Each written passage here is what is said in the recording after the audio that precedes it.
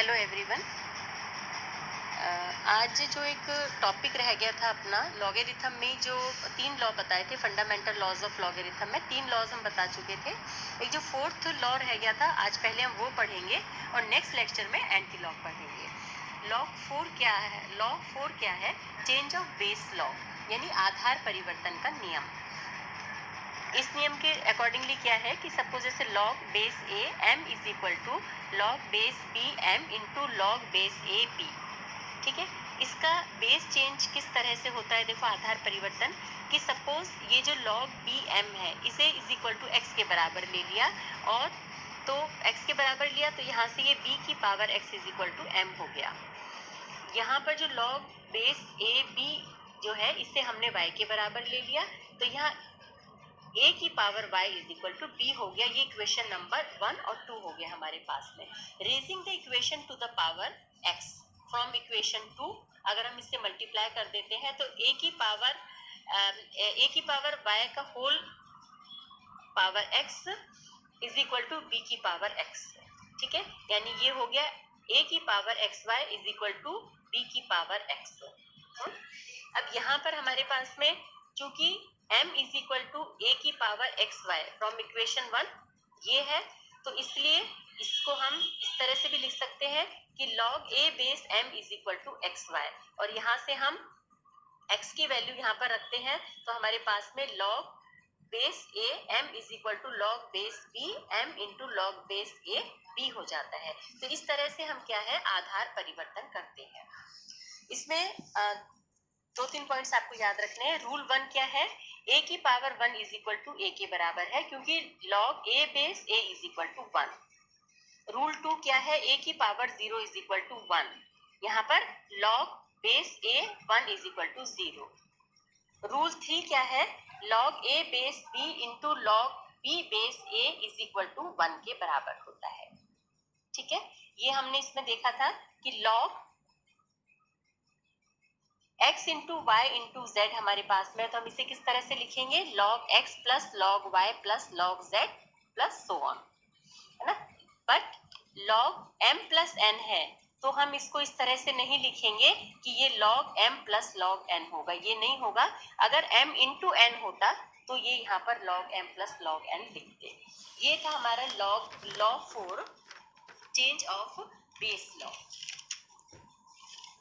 अब हम प्रॉब्लम्स लेते हैं कि जैसे प्रॉब्लम 1 है कि राइट 5 की पावर 3 इज इक्वल टू 125, है ना। इसे हमें जो है वो लॉगरिथमिक फॉर्म के अंदर लिखना है। तो लॉगरिथमिक फॉर्म में अगर आप लिखोगे तो ये क्या हो जाएगा? 3 जो है बेस में चला जाएगा, log 3 base 125 is equal to 5।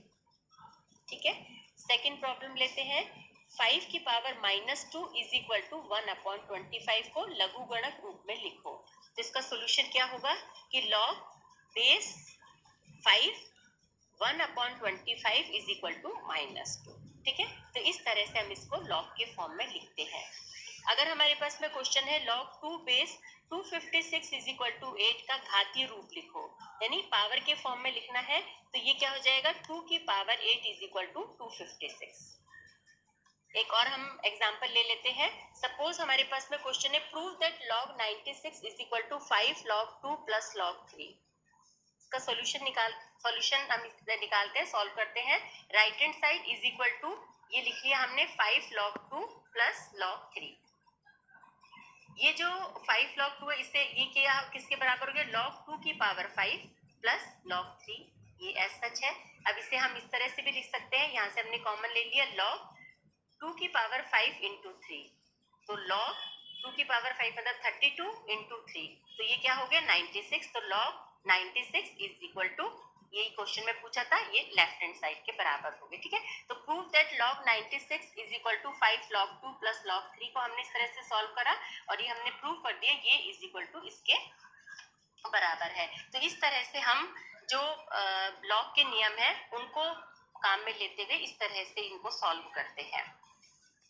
अब ये लघुगणक का पूर्णांश एवं अपूर्णांश क्या होता है? तो कैरेक्टरिस्टिक्स एंड मैंथिसा ऑफ लॉगरिथम, लघुगणक का पूर्णांश और अपूर्णांश क्या होता है? है ना। इसमें आपको पहले भी पिछले लेक्चर में बताया था, there are two parts of a number obtains from logarithm. The left part before decimal point is called characteristic and the remaining part is called mantissa. A mantissa is always a positive. Means जैसे हमारे पास में ये है log 3 is equal to 0.4771. Here 0 is characteristic and 0.4771 is mantissa. Similarly, log 72.94 is equal to 1.8629. Here 1 is characteristic and 0.8629 is mantissa. एक problem ले लेते हैं हम कि किसी संख्या का लघुगणक मान यदि -1.3010 है तो उसका पूर्णांश व अपूर्णांश लिखो. तो इसमें हम देखते हैं कि क्योंकि हमें ये पता है कि since mantissa can not be negative, therefore हम इसको क्या करेंगे, पॉजिटिव में कन्वर्ट करेंगे. कैसे? -1.3010 इज इक्वल टू किसके बराबर हो जाएगा, हम इसको अलग अलग कर लेते हैं, -1 और -0.3010. अब हम क्या करते हैं, एक जोड़ते हैं एक घटाते हैं. इस -1 में एक -1 कर दिया और इसमें से +1, एक -1 और +1, ऐड 1 एंड सबट्रैक्ट 1. -1 ये -2 हो गया और ये वैल्यू प्लस में कन्वर्ट हो गई, +0.6990 आ गया. तो ये क्या हो गया आपका, बार 2.6990, यानी ये बार 2.6990. दस इसमें कैरेक्टरिस्टिक जो क्या है -2 हो गया और mantissa इज 0.6990. ठीक है.